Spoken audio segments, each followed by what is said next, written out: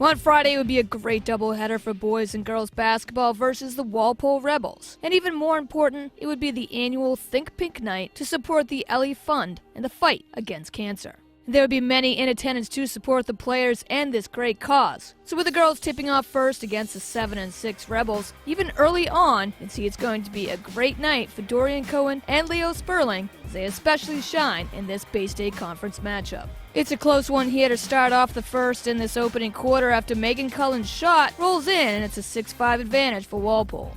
But Leo Sperling with the theft gets the ball over to Dorian Cohen, and Cohen up the court, goes coast to coast, and sinks in the fast break layup to give Wellesley their first lead of the night. Kelsey Zarro, fresh off the bench, immediately makes an impact here as quick passing by the Raiders frees up Zarro in the corner. Kelsey does not disappoint as she nails it from downtown. It's 10-6, Wellesley. Sparking this second quarter, defense makes its presence felt yet again as Kelsey Zarro jumps up and intercepts Walpole's inbounds pass, and then dishes it ahead to Caitlin Tchaikovsky, and Tchaikovsky, taking it to the hoop, lays it in for a Raiders 8-point lead, 14-6. Emily Cronin then helps extend this to a double-digit lead by knocking down a tray of her own. It's 19-9 in the second.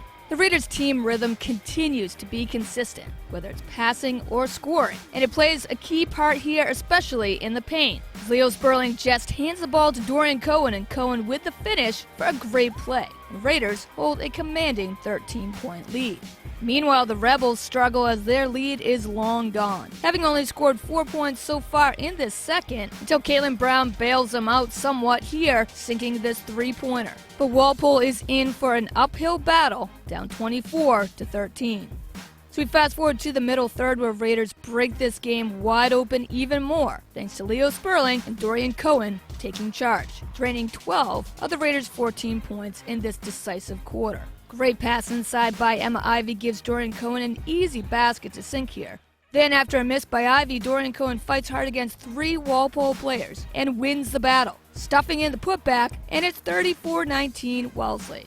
And the Raiders' ability as a team to dominate the glass on both ends are key tonight. With Cohen and Sperling already on pace for double-doubles, Leo Sperling is just all over the ball tonight, especially in the next few minutes. Case in point with this offensive rebound, Sperling then gets her own deflected miss and nails the fadeaway for 2 more. Then on defense, Leo Sperling just rips the ball away from Kelly Fogarty, keeps possession, and then goes coast to coast with the ball, faking the pass and taking the shot herself, getting fouled on her way to the hoop. Though not able to connect on that layup, you just gotta love the effort here. In Division I for girls basketball, all the talk is Braintree.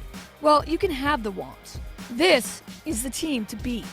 When you have the chemistry, the defense, the effort, and talent from the starting 5 to a stacked bench, well, the Raiders are extremely tough to stop. Leo Sperling would then make this an 18-point lead, grabbing, you guessed it, another rebound. And sinks in the putback, 39-21 Raiders. So opening up this fourth would be that same offensive tempo as the scoring would continue here for the Raiders. Dorian Cohen takes the pass from Emily Cronin behind the perimeter but drives baseline, gets the layup to roll in, adding to an already solid game with 16 points and 11 rebounds on the night.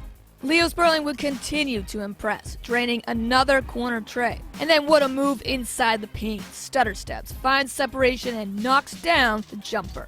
Season-high game for Sperling with 18 points and 11 boards, as this is a deficit Walpole cannot come back from, especially when your opponent's forwards have 22 rebounds on the night. Emma Ivy would sink in this deep too to put the finishing touches on this outstanding game. 2 late shots by the Rebels here do nothing but help Walpole's deficit look just a little bit better. But after the Rebels held a 6-5 early lead here in the first, Wellesley just took over and controlled every aspect of this game. Raiders easily take the early game of this doubleheader. The girls defeat Walpole 49-39. So while the girls keep winning, unfortunately it's a different story here for the boys. There has been struggles to consistently score offensively. And as a result, facing some tough teams along the way, the Raiders come in here tonight at 4-9, looking for any positives and a way to stop their 4-game losing streak. And they would have to start first right here against an 8-6 Rebels team who had already beat Wellesley in overtime back in December. And it's the Rebels who spark this opening quarter as Kenneth Euler with a little sweep hook action sinks it through for a quick 6-0 Walpole advantage. Down 9-1, Raiders get some much-needed points, and it's started by a great play and behind-the-back move from Jeff Gilbert, as he's still able to pass it to Jake Moen. And Moen's three rolls in. The Raiders are down 9-4. But after Kenneth Euler sinks two more in the paint, this next play highlights the rough night in store for the Raiders. As Kenneth Euler, jumping up to grab the rebound, tips the ball high off his hands instead, that deflection falls in for two. Crazy shot there that goes Walpole's way. Wellesley has to take a timeout. Out of that break, though, Fred Stoudemire with a nice inbounds pass to Will Jackowitz helps close out this first, but Wellesley is still down by 9, 15-6. Down 24-12 at the half, the Raiders need something to spark them, and they need it fast. And this great defensive effort here by Jeff Gilbert definitely helps, as Walpole turns the ball over. And Wellesley takes advantage as Jack Wazell, top of the key, drives around defenders to the hoop, gets fouled, and one. And though facing a big deficit, the Raiders keep trying here in this third, and that effort does get results. Jake Moen passes ahead to Jeff Gilbert, who makes the basket and is fouled. But down by 14 points still, a huge three is key here as co-captain Tim Ray sinks it from downtown. It's 31-20 Rebels, but it's a somewhat manageable deficit for Wellesley here. Walpole, though, keeps finding answers in this game, and another tray is knocked in by Luke Estee. Soon after, making matters worse, besides being down 36-22 now, co-captain Tim Ray would go down with an ankle injury and be out for the rest of the game. This fourth and final quarter would be dominated by the Rebels, as junior guards Luke Estee and Isaiah Shepard would lead the way. And Wellesley, in the end, could not stop Walpole's offense, especially here in this fourth. And Rebels easily pull away here, taking this one by the final score of 55-33.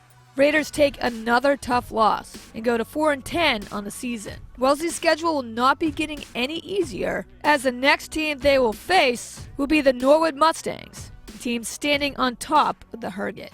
So the matchup between Wellesley and Walpole would continue on into Saturday, as well as an extremely tight Herget Division battle would play out here on the ice, first place on the line. The 8-4-1 Raiders, having lost their last two games in a row, would only be leading the 9-2-3 Walpole Rebels by 2 points in the standings.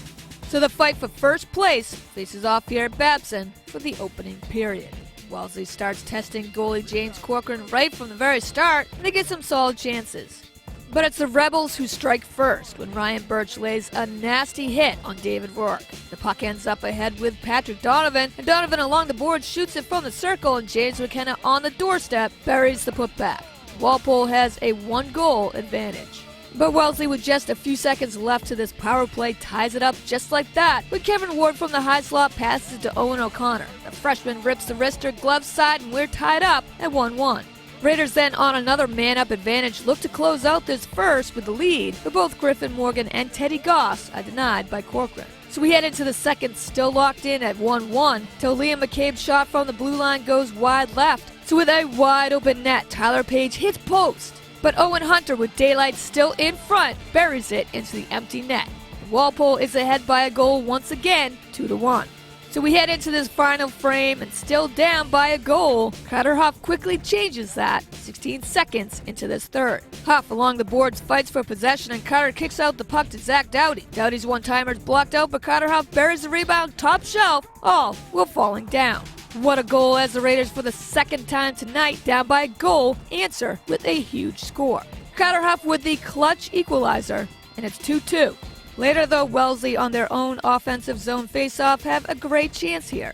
But the puck finds the blue line all the way around the boards. And Patrick Donovan takes a loose puck. With one man to beat, Donovan's wrister goes through Griffin Morgan's skates, and Johnston's right pad finds the back of the net instead. Rebels have a 1-goal lead yet again. And with only 2 minutes left to this game, it's 3-2 Walpole. 2 different times the Raiders fought hard to wipe away a 1-goal deficit, and both times were able to net that key score. But in the end, Patrick Donovan's go-ahead goal would be the game winner instead. Walpole outlasts the Raiders 3-2. Rebels get the season sweep over Wellesley as well, with that being the third loss in a row for the Raiders. Look for the Raiders to quickly put this bump in the road behind them as they face Norwood at home on Wednesday, looking for those 2 points. Well, that does it for this episode of Raiders Sports Block. Another action-packed week of Raiders sports comes and goes, but there'll be plenty more to come. So stick with us here at Wellesley Public Media as we bring you the coverage you need to catch up on all Raiders sports. Watch all Raiders games and highlights here on demand at wellesleymedia.org, our YouTube and Facebook pages at Wellesley Public Media, right here on Comcast 9 and Verizon 39.